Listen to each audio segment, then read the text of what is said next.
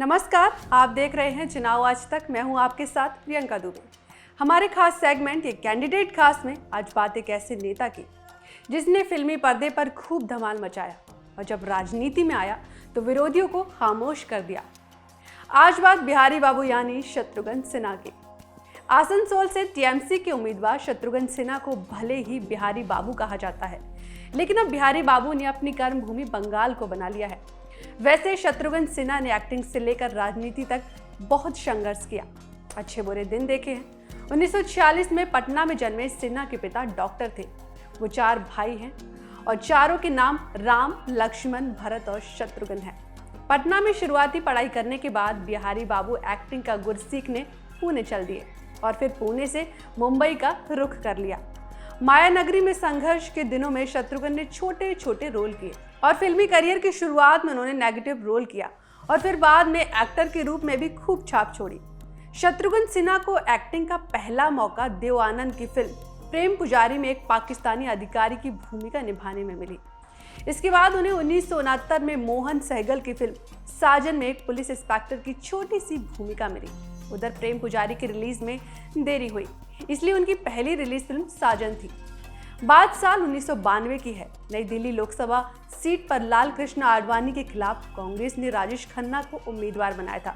इस चुनाव में राजेश खन्ना को हार का सामना करना पड़ा, लेकिन आडवाणी ने गांधीनगर से भी चुनाव लड़ा था। ऐसे में उन्होंने नई दिल्ली की सीट छोड़ दी थी और उपचुनाव में राजेश खन्ना को दूसरा मौका मिल गया था।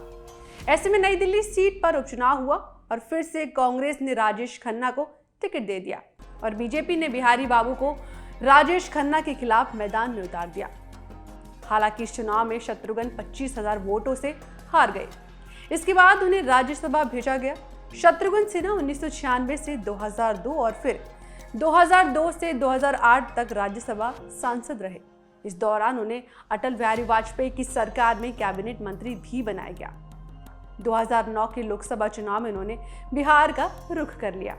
इस चुनाव में शत्रुघ्न सिन्हा को बीजेपी ने पटना साहिब सीट से टिकट दिया था और कांग्रेस की तरफ से शेखर सुमन मैदान में थे। इस चुनाव में सिन्हा 2 लाख से ज्यादा वोटों से जीते थे। फिर 2014 में भी वो इसी सीट से सांसद चुने गए, लेकिन 2019 के चुनाव में बीजेपी ने उनका टिकट काट दिया था और बिहारी बाबू कांग्रेस में चले गए थे। लेकिन इस बार बिहारी बाबू पटना साहिब से हार गए और फिर 2022 में उन्होंने पाला बदल दिया। शत्रुघ्न सिन्हा 2022 में टीएमसी में शामिल हुए। टीएमसी ने उन्हें आसनसोल सीट से उपचुनाव में उम्मीदवार बना दिया। इस चुनाव में बिहारी बाबू ने बीजेपी की अग्निमित्रा पॉल को हराकर जीत हासिल की। अब इस बार इसी सीट से टीएमसी के टिकट पर वो किस्मत आजमा रहे हैं। अब ये देखना दिलचस्प होगा कि बंगाल की जनता बिहारी बाबू का कितना साथ देती है।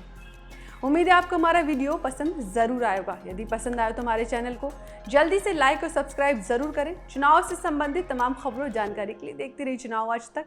फिलहाल मुझे दीजिए इजाजत। नमस्कार।